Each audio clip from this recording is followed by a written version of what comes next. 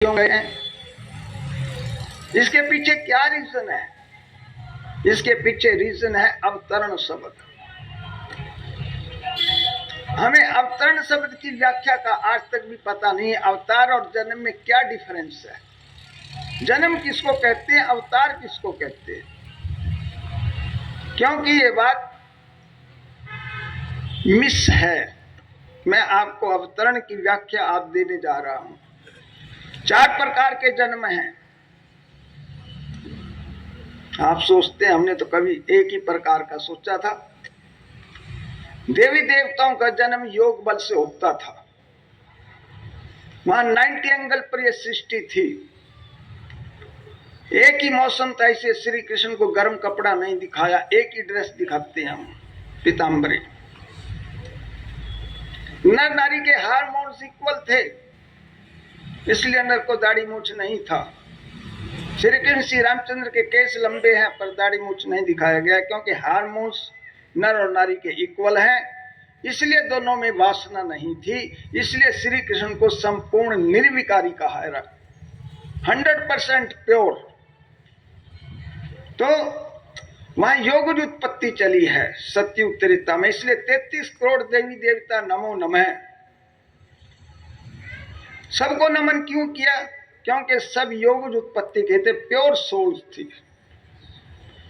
द्वापर में आया, सृष्टि का एंगल 67.5 पर चला गया, 6 ऋतुएं बन गई, देवता वाम मार्गीय बने, बुराई को प्राप्त हो गए।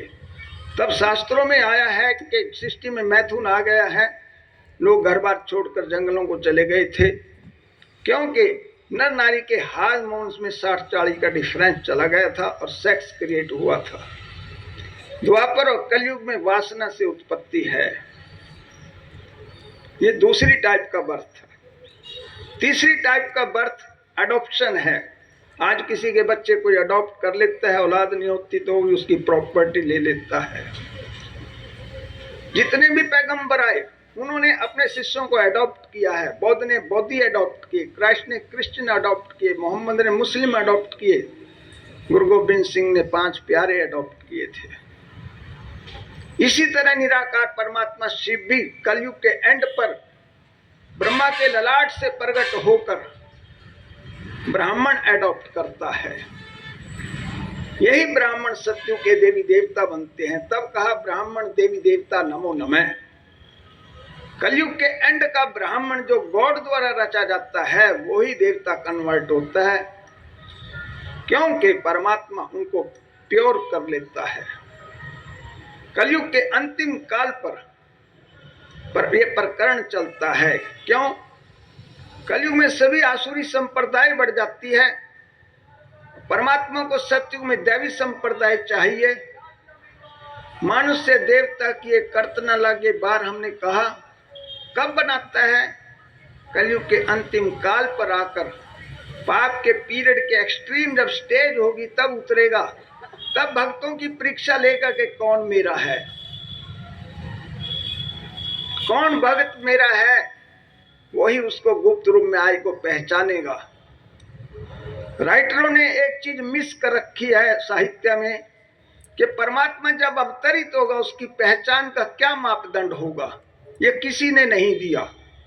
इसीलिए परमात्मा जब गुप्त रूप में आता है तो लोगों की पहचान में नहीं आता, क्योंकि उस समय लोगों के अनेक भगवान बने होते हैं।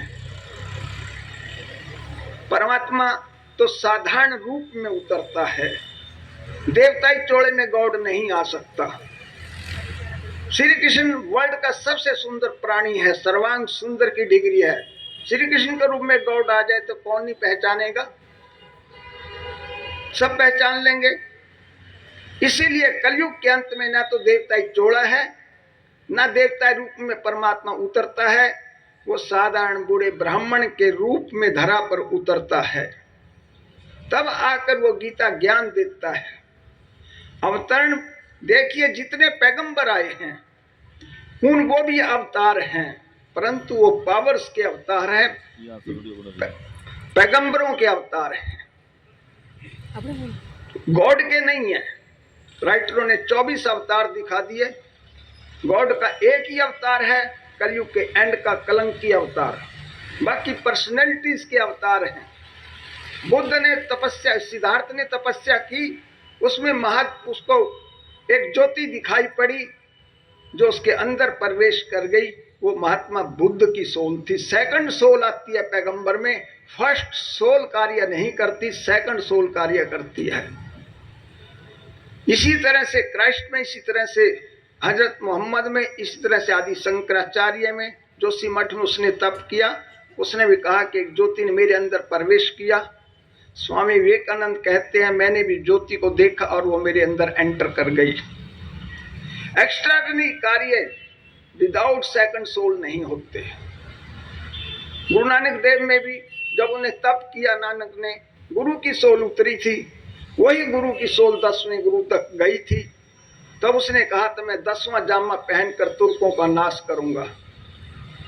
जब वो पावर उतरती थी तो गुरु नानक देव कहते थे लिख मर्दाना धूर की वाणी आई। सेकंड सोल उतरती है और सेकंड सोल धर्म स्थापन करती है।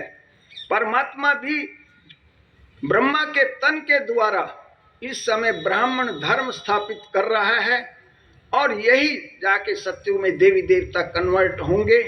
भले आज ये ब्रह्मा कुमार कुमारियां आपको थोड़ी संख्या में दिखाई पड़ रहे हैं, परंतु मैं आपको एक बात सुनिश्चित कर देता हूं कि आने वाले समय में आपको इनका झंडा सारे विश्व में लहराता दिखाई पड़ जाएगा।